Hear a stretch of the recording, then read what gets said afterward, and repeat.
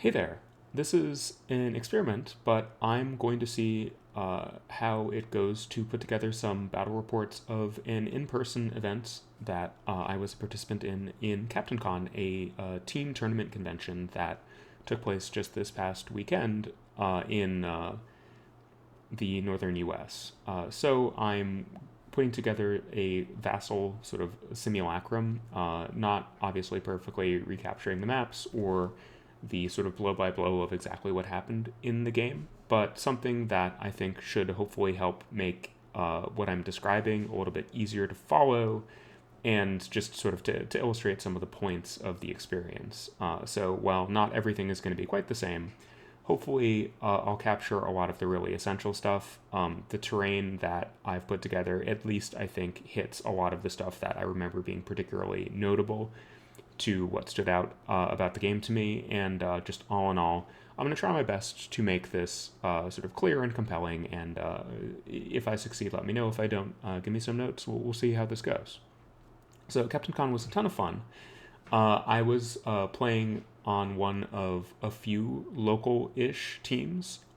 It was really cool that the DMV, the DC, Maryland, and Virginia area actually did a really good job of putting together a really good showing for the event in general. We had a number of teams and just a lot of players in aggregate who were contributing to what ended up being the largest in sort of aggregate attendance for CaptainCon Malifaux in some time.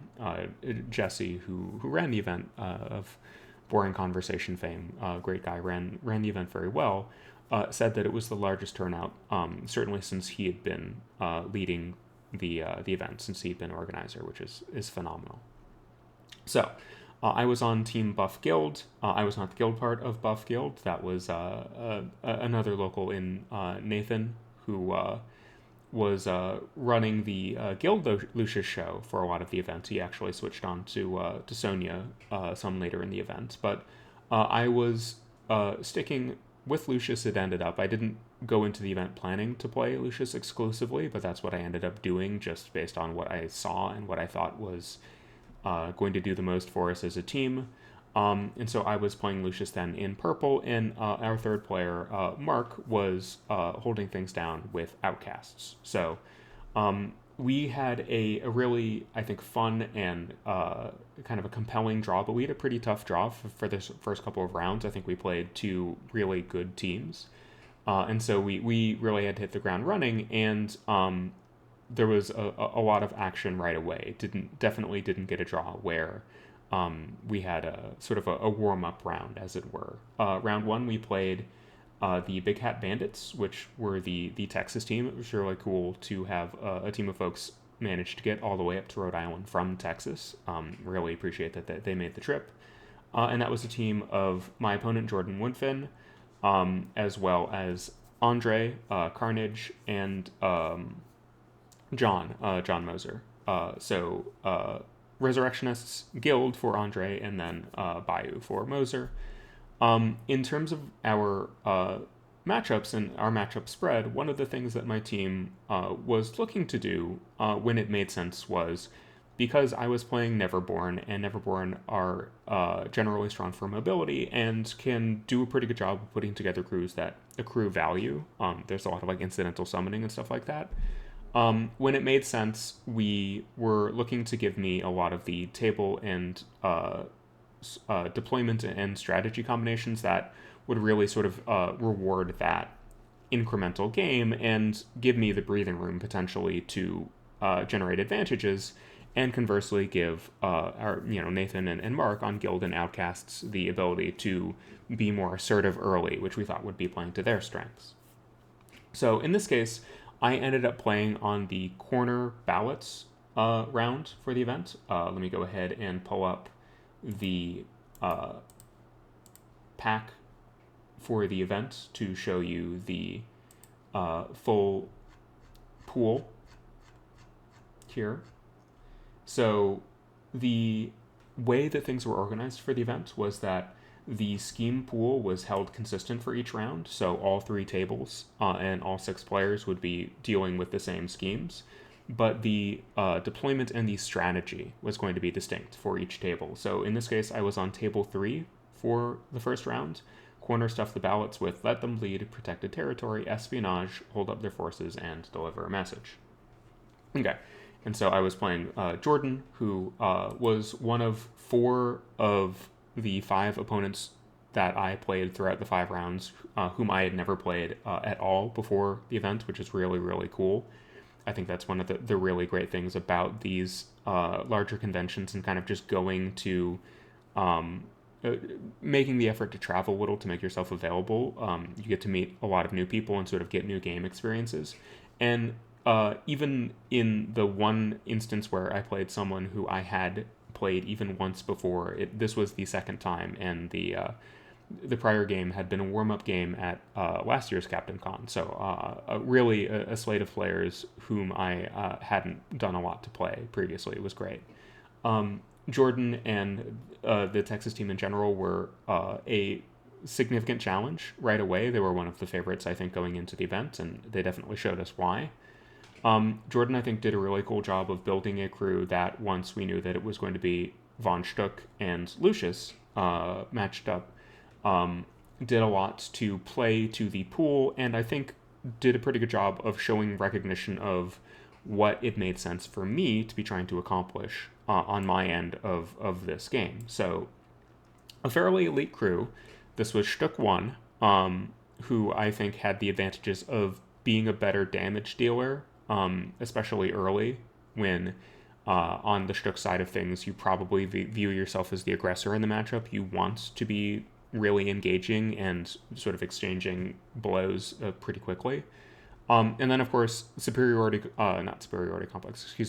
superiority can do a pretty powerful job of disrupting some of what Lucius wants to be doing with his upgrade system, which I knew coming in. That was something that had come up in the warm-up event the day prior, when one of my teammates, Nathan, had played a really good game with Jordan. And so while I was aware of that going in, even with the awareness, it certainly wasn't the case that I was able to just totally play around it. It was impactful. Jordan took the valedictorian, which the table was fairly terrain dense, so Valley, I think, just made sense for mobility, and of course Valley is a great threat just in general. A student of Viscera with Killer Instinct. Killer Instinct is an interesting addition here.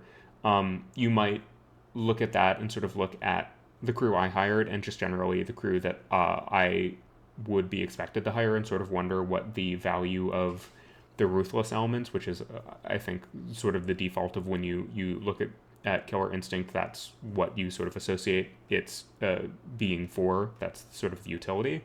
But in this case, I think it was really specifically about playing to hold up their forces, and the fact that the Student of Viscera was one of the more expensive models that Jordan was taking, and it was likely to be a fairly sort of aggressive frontliner. It was going to be playing kind of toward my crew and really looking to get stuck in. And so I think it was actually mostly to give Deadly Pursuit so that it would be that much harder for me to actually arrange hold up, given that maybe Schtook, maybe the valedictorian were one model that I could try to use to create, one of the 2 required instances for hold up, though they're so deadly that I think there's a real concern that if I tried to do that, unless it was very late in a turn, the model that I put forward that way was just going to die. And then the Student of Viscera was probably the most likely second target for that, and unless I really locked it in, or made moving out of my engagement just totally unpalatable for whatever reason, could just walk away, right? So if I was telegraphing hold up, particularly, then Jordan could play reactively. Schtook, of course, had the Whisper, which is a great upgrade, and Schtook is an offensive master, right, especially in this matchup. So I think having the ability to craft his sort of offense around that knowledge is pretty valuable. It did definitely help. And then GST, Grave Spirit's Touch, on the 2 Necropunks who were deployed kind of as flankers. And I think in recognition of the fact that even if there wasn't any sort of particular scheme point associated with threatening them, given that this was corner ballots, and they were his sort of cheap, relatively mobile hires, there was potentially a lot of value riding on their ability to get to the corner spots of the board, potentially try to score some scheme points on his end, espionage or protected territory points, and then to be around and be near ballots, right? Potentially leap out of engagement and all that to generate some strat points as well. And so giving them terrifying, giving them regeneration on top of their having decent defensive tech just for their cost, I think was a really good way to try to add an additional layer of security and to just sort of protect the investment in some of his points. I think it makes a lot of sense. On my end, I was playing a build that was sort of geared towards that idea of being given some time to be a little slower, so potentially having a summoning element with Vasalisa, the Carnivorous Weirdwood, and a Wicked Doll to generate scrap, and then presumably stitch together, but in theory I could do other stuff as well. Puppet summoning, 2 changelings, 1 with Ancient Pact, Agent, and White Eyes. So with Lucius 1 notably, which, while I don't think was a huge surprise to Jordan, was definitely not kind of the default expectation. I think people tend to default to expecting Lucius 2 for understandable reasons. And I think it was actually a really good call in this case. One of the things that, as a takeaway, I would really sort of a bit of a pat on the back for myself this round was I think I did a good job of understanding my role, my lane in the matchup, which was that while Lucius and Elite can fight pretty capably, there are some matchups where your opponent has really strong tools to fight as well and has a good resource game and has a lot of durability that your elite tricks aren't just sidestepping that efficiently. And all of that describes Transmortis pretty well. I think I'm not the beatdown here. I think if I just took something like Lucius to an Agent and sort of just tried to play a more upfront sort of like push in and aggress crew, that too often I end up being worn down and ultimately losing that fight and probably the game. So I took Lucius 1 to lean into his ability to support things like espionage and protected territory and even hold up their forces as like a potential threat with his friendly and enemy repositions, and really try to sort of skew away from just direct aggression. And I think that worked out. I think if I hadn't done that, especially given how good Jordan was and how good Jordan was at sort of managing resources, I probably would have been attritioned out and would have had a lot of trouble in the game. Okay, so deployments were roughly like this. Let me just go ahead and sort of quickly fast forward to the point where we're roughly where we want to be at the end of turn 1. So the Valedictorian was somewhere in this area. Schtook was, I think, similarly somewhere in this area. This Necropunk had moved up here-ish. Sloth was around here and had provided the Valedictorian fast, and I believe the student of Viscera fast as well. Research assistant was kind of just in this area providing some mobility for the next turn, and this Necropunk was just starting to work its way over here. On my end, Vasalisa is a great model, and Vasalisa isn't just a summoning model. You can get a lot of utility out of sort of the full package with Vasalisa. But as a summoner, obviously Vasalisa has a significant flaw in being an enforcer, and so you can't just guarantee, obviously in theory you can't guarantee any summoning because of the TNs, but just finding a high enough card isn't good enough with Vasalisa. She's pretty picky.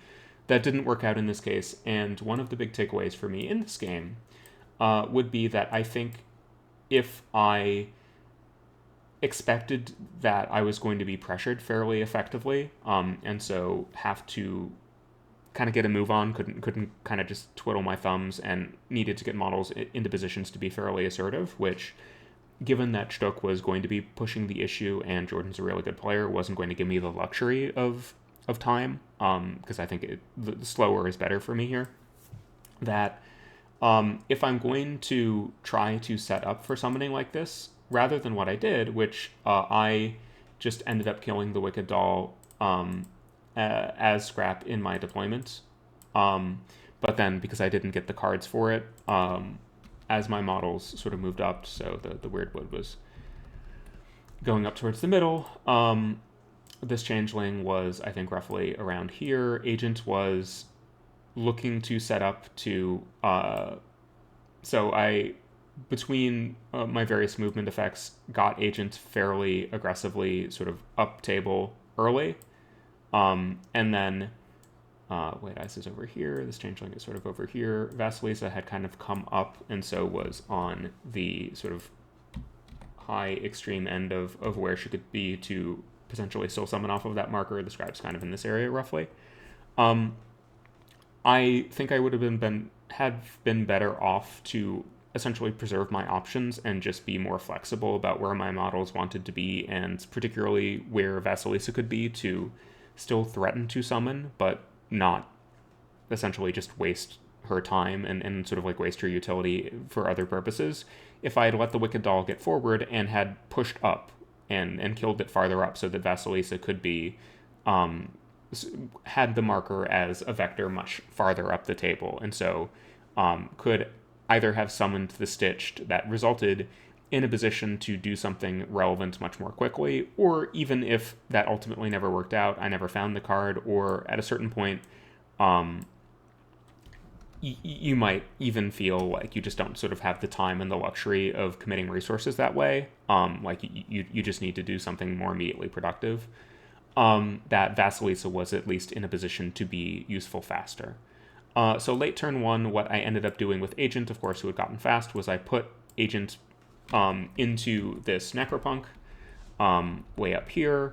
So this was a part of the strategy that I think Jordan had recognized was a pretty reasonable avenue for me to pursue, trying to attack those Necropunks as relatively more fragile models of his that a lot of points were potentially tied up in.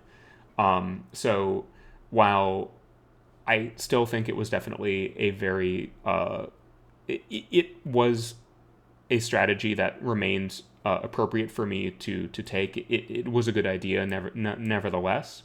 This was essentially just a case of Jordan being a good player, knowing what a good version of someone in my seat, someone who was piloting my crew pretty sensibly, recognizing what it made sense for me to try to do and playing towards that. The idea being, if I'm also playing well, then he's mitigating some of the strength of my approach, and if I'm not playing well, I think often my mindset in those cases is like, if your opponent is making weird choices and sort of choices that aren't as concerning, as powerful as sort of the best version of what you think they're capable of, then even if it's a surprise, it's a pleasant surprise. And so it's like, whatever. Yeah, sure. You didn't like, I wasn't as sort of specifically equipped for that, but like what you're doing is just enough worse that I don't think I care. Anyway, so towards the end of turn 1, Agent got the Necropunk fairly close to dead. I think he got it down to 2, but wasn't quite able to kill it. And so going into turn 3, I tried, I believe, to finish off the Necropunk with Lucius, but that didn't quite work out.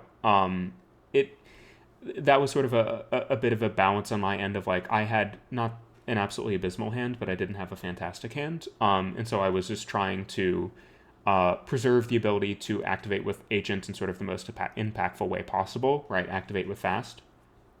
But also actually accomplish the sort of really significant thing I wanted to there, because if the Necropunk was able to activate, it would heal, right, with GST, and it was probably going to get out of there. So that didn't quite work out for me, and not the best. I wouldn't exactly say that I was... it was unlucky of me that I wasn't able to accomplish that there, but it certainly hurt my immediate prospects. In response, First Valley, who was positioned slightly differently here, was in range to walk and swing on Agent, the Valedictorian, and then ultimately Schtook. committed Valley got me a little bit away from this sort of potential concealing terrain that would have made Schtook's offense a lot harder. And between the two of them, they didn't kill Agent, but they definitely put a lot of pressure on. I want to say Agent was on like somewhere between 4 and 2 health at the end of all that. Hit a couple of moderates on negatives, which with those tracks, right, that's something that's going to happen eventually if you're taking enough attacks, and is really puts me in a bind, right? It puts a lot of pressure on. It made the prospect of Agent sort of being able to sort of be healthy and sort of happy in the area very unlikely. And notably, this is an instance where Agent had an upgrade. Agent had the ambulance chaser upgrade to theoretically be able to sort of escape back to my lines if I really wanted him to. But Schtook sort of anticipated that, not even necessarily, I think, knowing that was specifically the upgrade that I had there, but just I had an upgrade. I had put down a scheme marker, I think, on a Lucius attack with Draw Out Secrets on the Necropunk. And so just sort of knowing that regardless of what was going on there, getting the upgrade essentially off of Agent, at least for the time being, was valuable. I moved up the Scribe used Lucius as a vector to walk up and start voting on my end relatively early in this turn too. And while this terrain setup isn't quite accurate to what was happening, you can sort of get a sense of like there was this reasonably big obstruction towards the center of the table here that we were kind of both playing around, and there was some sort of like terrain as well.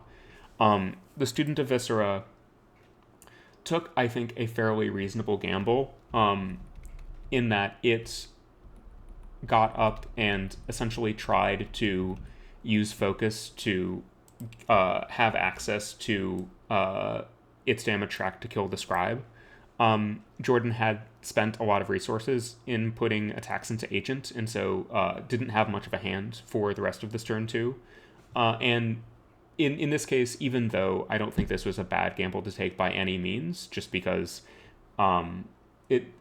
if a Severe would kill the Scribe, Severe 5, but didn't quite flip high enough with that focus to get around the fact that the Scribe can, of course, sort of cheat and hit me, but didn't hit me for lethal damage, and with Betrayal didn't really have the ability to better that outcome. So the student committed. The student wasn't quite able to get the job done, despite reasonable odds. And in what was a much better break for me after things weren't going as well on the left side of the table, I was able to get the Weirdwood in on the student, and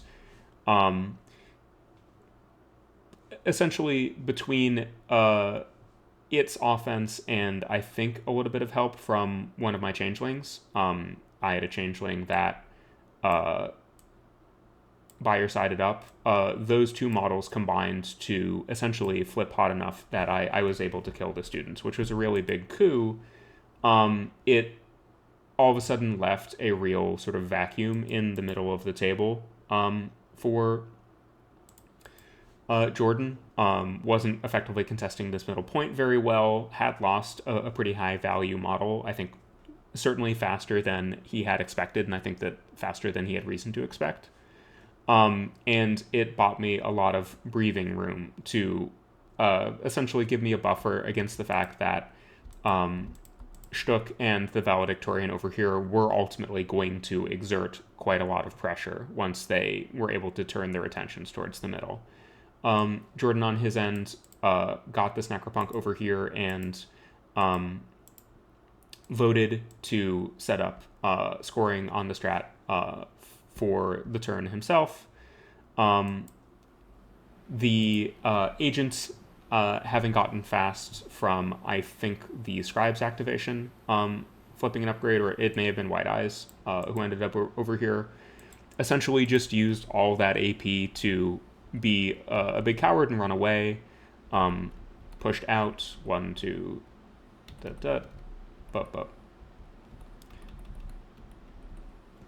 just got way over here. And I believe, actually, now that I remember, after whatever upgrade flip, it may have been an upgrade flip on Lucius's activation, the fee renegotiation or something like that. I think, actually, the other changeling may have turned into Kavatica and healed Agent up a bit. So Agent was on somewhere like 4, 5, 6 health, something like that. Certainly not healthy exactly, but much better off than he had been towards the beginning of the turn, when it looked like, yeah, he was going to die. This Necropunk, I may actually be misremembering. It's possible this Necropunk was playing a little bit more cautiously. I think it ultimately ended up working its way up here. And I think actually this Necropunk, having survived and healed with GST, ended up going down here. And that was where Jordan was scoring the strategy this turn.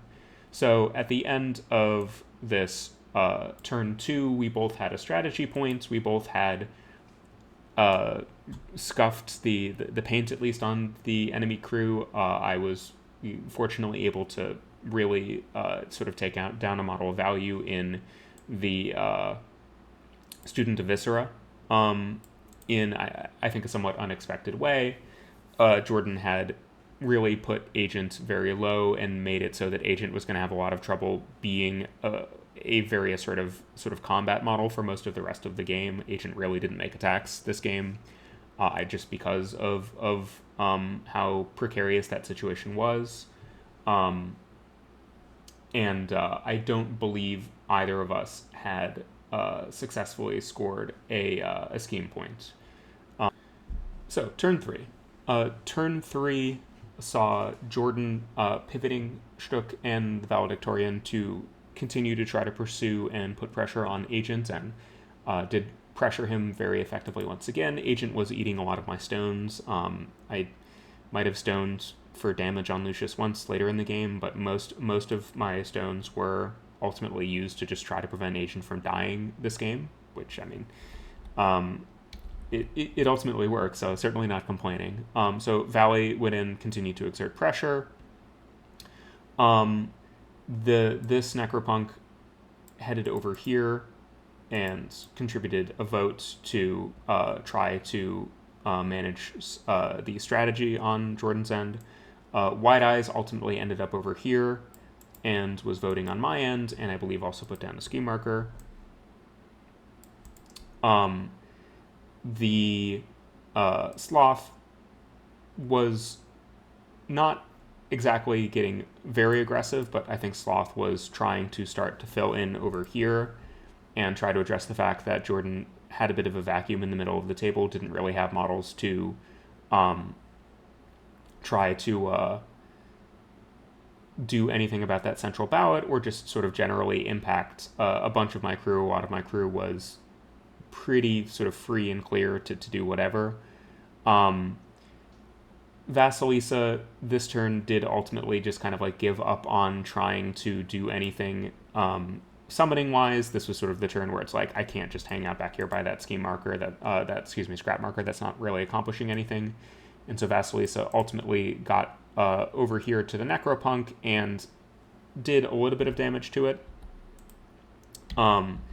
Tried to start making some impact, as I had intended from the beginning, on really sort of attacking the wings and cutting off a lot of Jordan's ability to score a lot of the points I expected. I think we both sort of expected a lot of the same scheme selections in the pool, and so we were mutually playing to kind of attack the opponent's crew in ways that would yield effective returns in like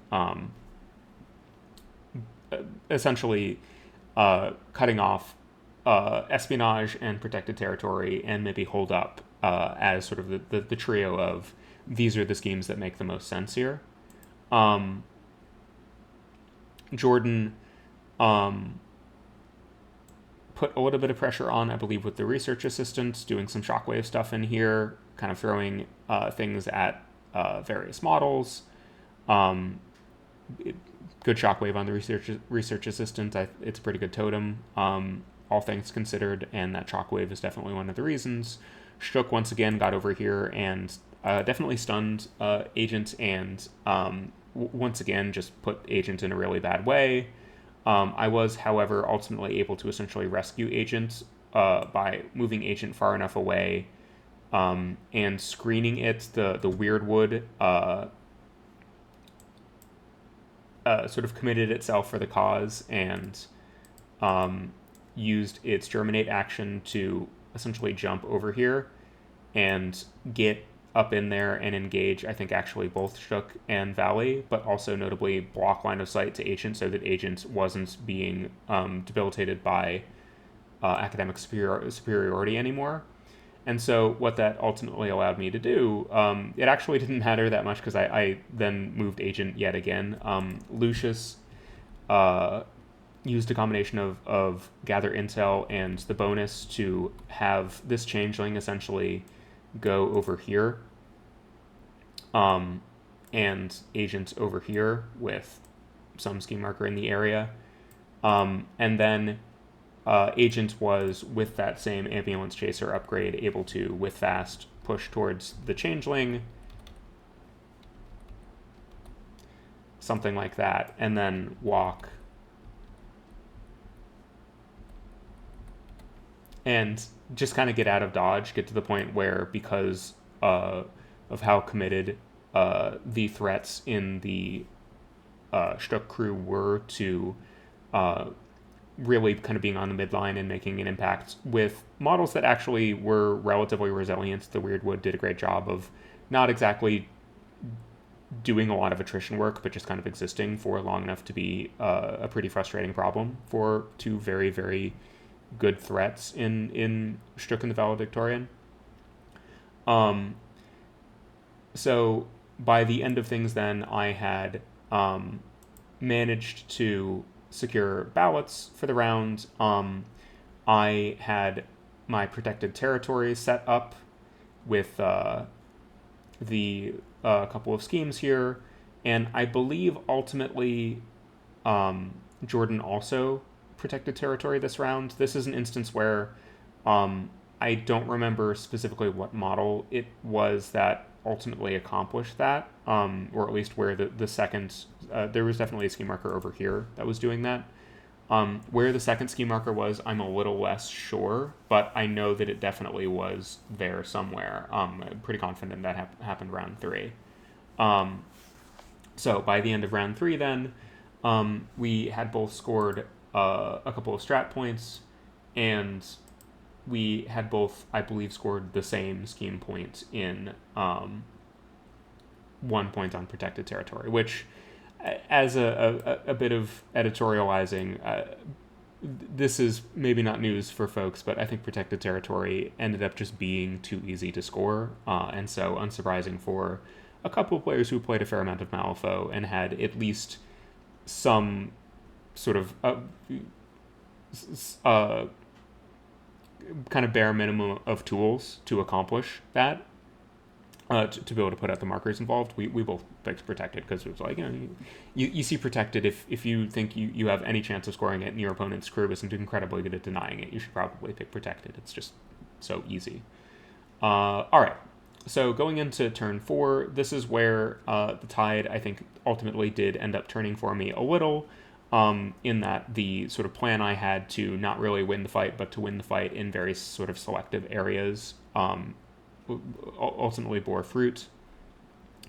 The Necropunk over here was killed by Vassalisa because Vassalisa had her damage track unlocked by the fact that it was staggered, right?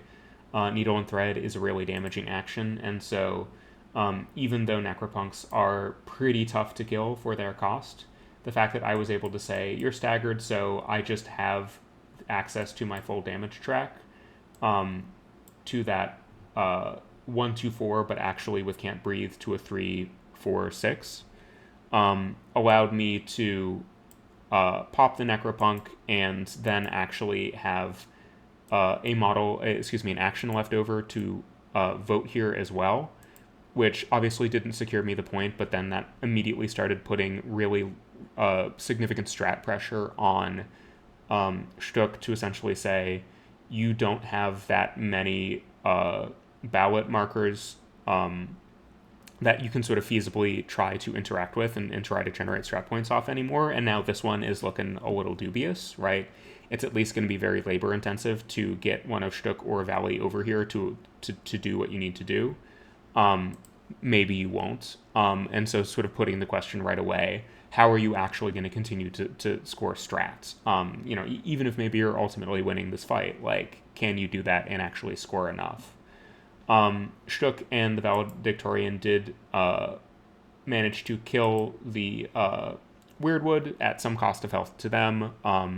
Neither of them really got to the point where they were that low, I believe, at any point in the game, so whatever damage they took, it's something. It's not like it was irrelevant damage, but like they managed to kill the Weirdwood, though it did definitely manage to hold them up in a way that was, I think, pretty valuable.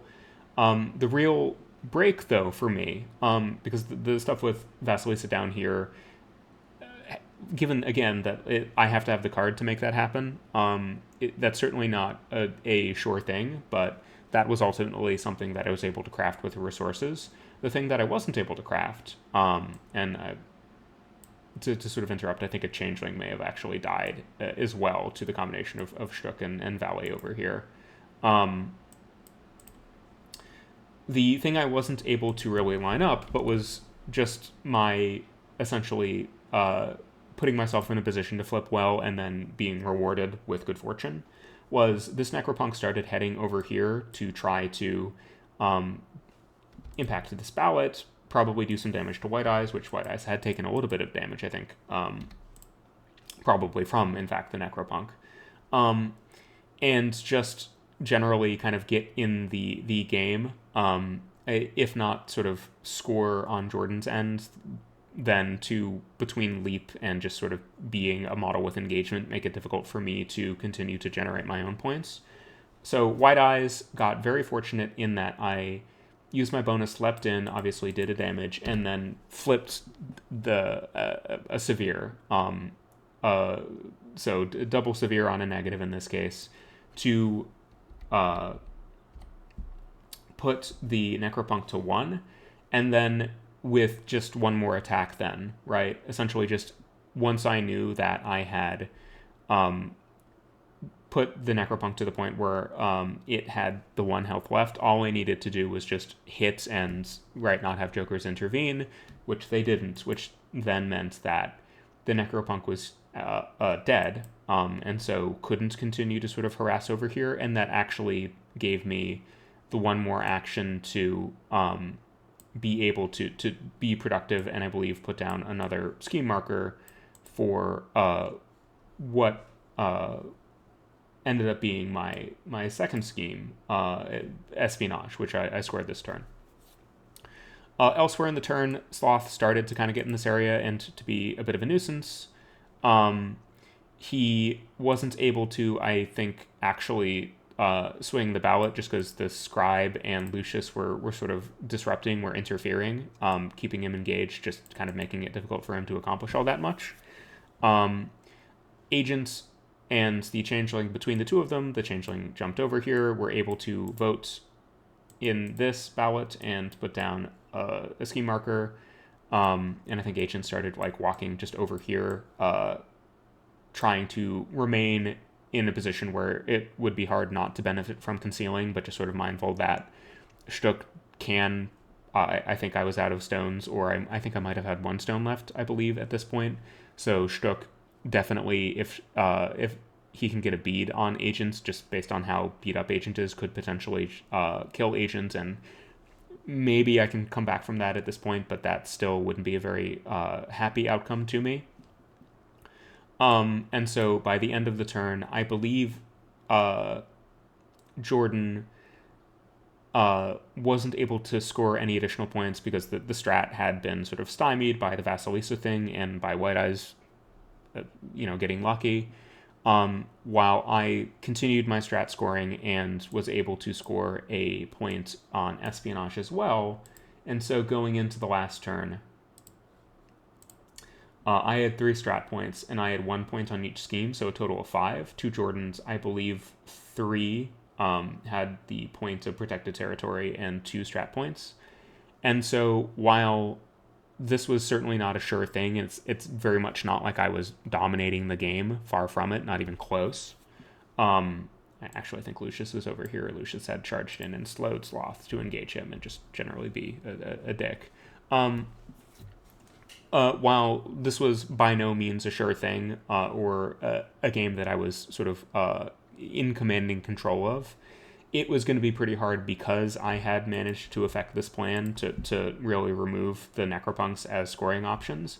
I had managed to get to the point where I could really, really just get absolutely demolished on attrition in this last turn, and that might still not be enough to swing things. This last turn, Vasilisa went quickly to just toss in votes for me, and so make it very likely that I was scoring this ballot, or at the very least making it so that between the two of them, Schtook and the valedictorian could probably at best just maintain parity there, would have quite a lot of difficulty actually getting the ballot back to sort of swing scoring the other way. I believe Schtook managed to kill the scribe and to put down another scheme marker for the purpose of protected territory second point. Sloth was waiting on the turn. Jordan did a really good job of essentially forcing my hand in. The valedictorian got in here and used shove aside to push Lucius out away and did some damage to him. From Sloth, what I really wanted to do for that second point of espionage, because I had put myself far enough forward where I wasn't quite in range to just use my beginning of turn scheme marker drop to toss a marker into my deployment zone, so I couldn't get the marker for espionage that way. That would have been definitely sort of the most sort of just efficient, clean, like, let's just do this, not worry about it way to accomplish that.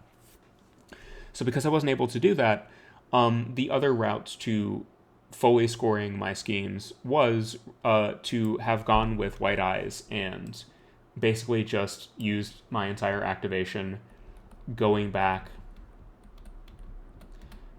as close to my deployment as possible, so that when Lucius went, I could bonus obey White Eyes into my deployment, and then just with the one stone I had remaining, or a tome I had in hand, just hit White Eyes through White Eyes with Draw Out Secrets, which would have done it. And one of the reasons why Lucius is really good at facilitating scoring that kind of point, one of the reasons he's a real asset in this kind of pool. But because Valley was able to get over here and put a lot of pressure on me, and between, again, the two of them, I think it may have been Schtook zapping something to put another marker over here in a qualifying position with Valley.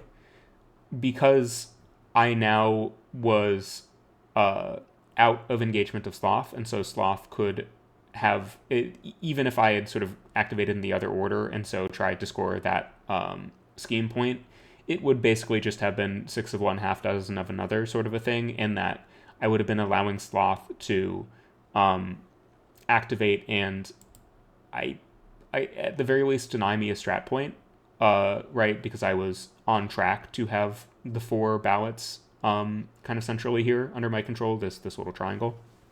But Sloth could deny that if he wasn't re-engaged.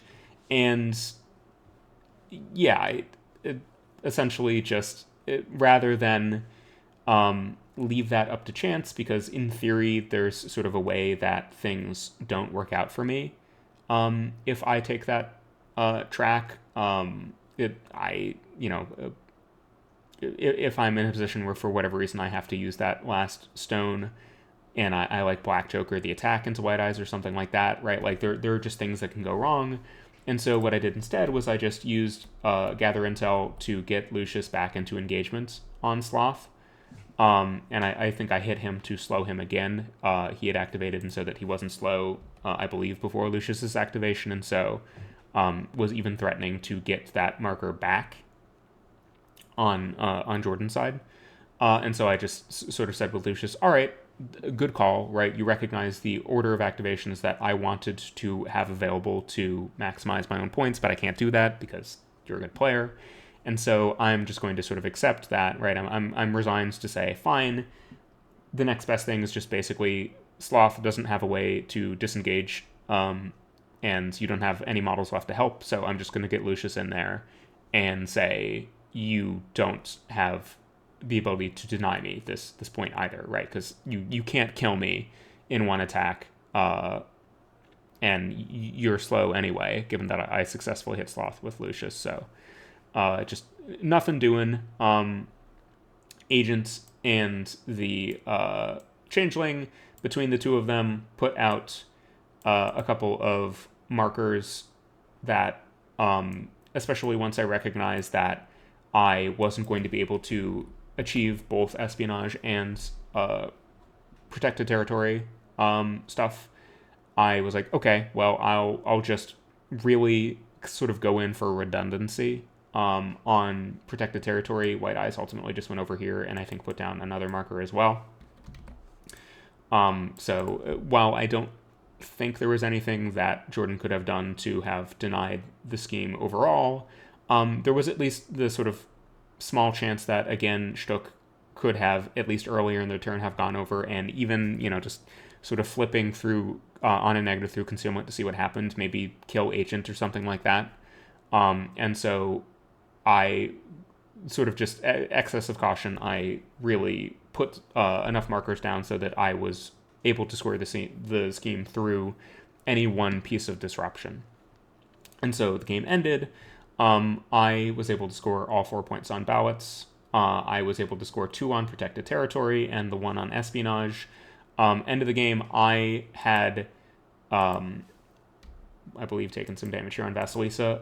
I gave up a point of Let Them Bleed at the end because I only had, I think this Changeling was completely healthy, but that was the only one, and that may not even have been true. I think a research assistant Shockwave may have done some ship damage there. And so Jordan had 2 ballots points, had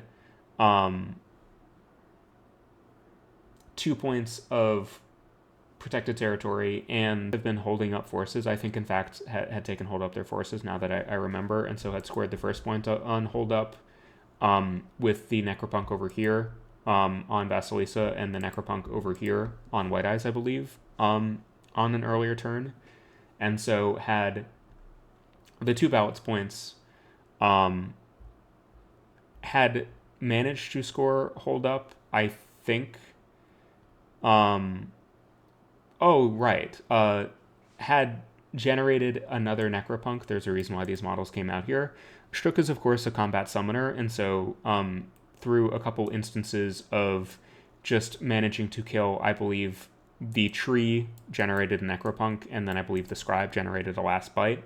One of the other really smart things about activating the Valedictorian when Jordan did was it, if Lucius had been able to go later, the other real benefit to being able to sit on Lucius's activation was Lucius was essentially an absolutely necessary model to be able to score hold up at this point. Just my other models that were expensive enough were just far enough away that it was going to be very hard to get to them. And so by forcing Lucius to come back in to sort of lock in the way that he did, it gave Jordan the ability to have, either model here, but I think Sloth ultimately, I don't think I was engaged with the Valedictorian anymore.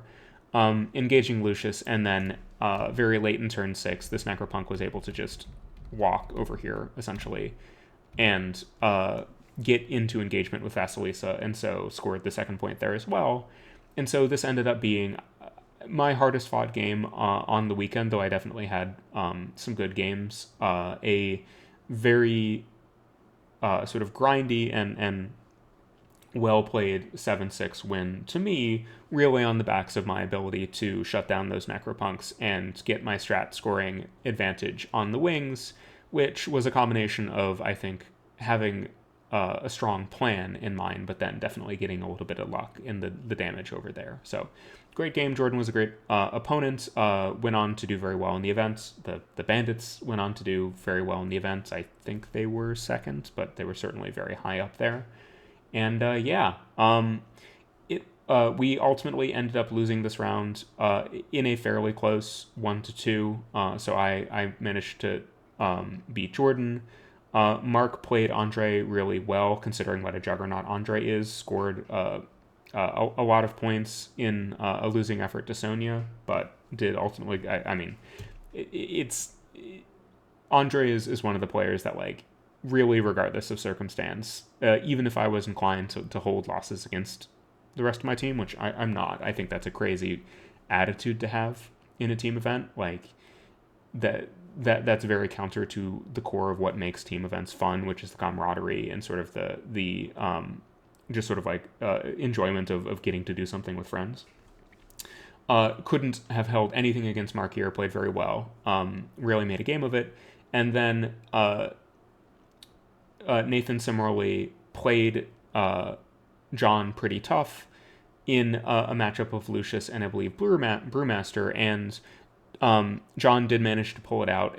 Some of that I think was just that Nathan hadn't done a lot, hadn't played against the new Tri-Chi crew very much. It possibly hadn't at all. And so I think there were just sort of aspects to what the crew was doing, and definitely one of the things that we talked about coming out of the game was John had hired alligator guy. What's his name? I feel dumb, but the reworked McTavish. There we go. Had hired McTavish, and Nathan was caught out a couple times, just being surprised by how much McTavish could do to be productive, and especially how mobile McTavish could be while still essentially contributing meaningfully. So we hard-fought round with a great team of opponents, one of the best teams in the event. Yeah, there you go. You see they ultimately ended up second, and in a pretty dominant fashion, right? Put up a lot of points, a lot of wins, did not lose or even tie very many games throughout the events, had a very difficult strength of schedule.